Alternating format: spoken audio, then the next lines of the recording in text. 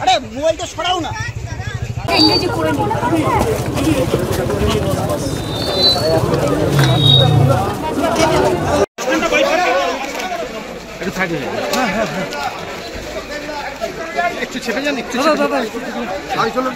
না, আমি যখন আসতাম, যতদিন তিনি ভালো ছিলেন, তিনি অনেক গল্প করতেন, অনেক কথা বলতেন, সেগুলো ব্যক্তিগত লেভেলে।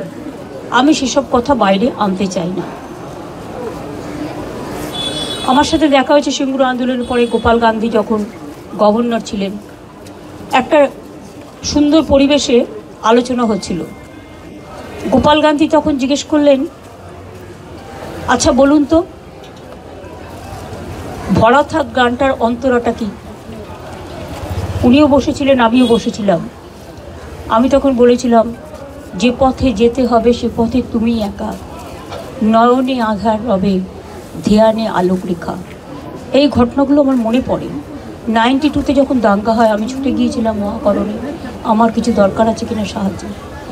আমি যখনই কোনো পরিস্থিতি দেশে বা রাজ্যে হয়েছে যেটা রাজনীতির ঊর্ধ্বে থেকে শান্তি রক্ষা করার জন্য, সেটা আমি সবসময় করেছি। এবং আপনাদের সকলকে বলবো, যেভাবে শান্তি রক্ষা করছেন আপনারা, সেইভাবে শান্তির সাথে, শ্রদ্ধার সাথে শোক জ্ঞাপন করুন।